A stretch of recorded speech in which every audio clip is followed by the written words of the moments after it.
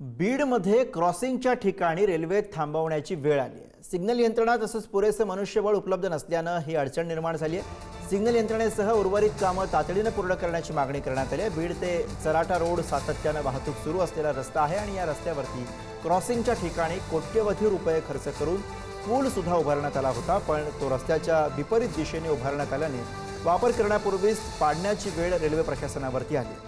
Railway सेवा सुरू होण्यापूर्वीच तो पूल पाडण्यात आला आणि त्यामुळे आता ही समस्या निर्माण झाली असून यातून कधी मार्ग निघणार हा प्रश्न कायम आहे। अहिल्यानगर बीड परळी हा रेल्वे मार्ग बीडकरांच्या जिव्हाळ्याचा आहे। मोठ्या संघर्षानंतर हा रेल्वे मार्ग पूर्ण झालाय, परंतु अद्यापही या ठिकाणची बहुतांश कामे बाकी असल्याचं आपल्याला पाहायला मिळतं। आपण पाहू शकतो कशा पद्धतीनं अहिल्यानगर ते बीड ही रेल्वे सेवा सुरू करण्यात आली आहे। दररोज या ठिकाणी डेमो इंजिनची जी रेल्वे आहे ती ये जा करत असते। दुपारच्या वेळेला ही रेल्वे येते। बीड जवळ तराठा रोडवर एक क्रॉसिंग आहे आणि आपण पाहू शकतो या क्रॉसिंगवर आता समोर रेल्वे दिसते आणि दुसरीकडे या प्रवासी वाहतूक करणाऱ्या गाड्या देखील आपल्याला ये जा करताना पाहायला मिळत आहेत।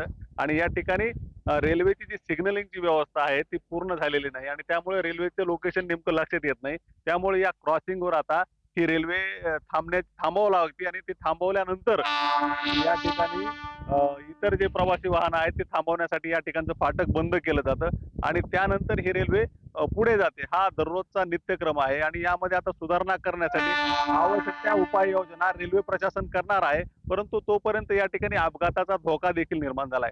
हा धोका निर्माण होण्याचं कारण म्हणजे या ठिकाणी जो पूल या ठिकाणी कोट्यवधी रुपये खर्च करून जो पूल उभारला होता तो पूल चुकीच्या दिशेने आणि रस्त्याच्या विपरीत दिशेने बांधण्यात आला होता, त्यामुळे तो पाडावा लागला। त्याचा फटका देखील रेल्वे प्रशासनाला बसलाय आणि आता आपण पाहू शकतो कशा पद्धतीनं हा जो रेल्वेचा कर्मचारी आहे तो या ठिकाणी उतरलाय आणि या ठिकाणी आता तो फाटक देखील बंद करणार आहे, कारण फाटक बंद केल्यानंतरच या ठिकाणची जी प्रवासी वाहतूक करणारी वाहने आहेत ती बंद होऊ शकतील आणि त्यानंतरच ही रेल्वे पुढे मार्गस्थ होणार आहे। उदयनगर पुढारी न्यूज बीड।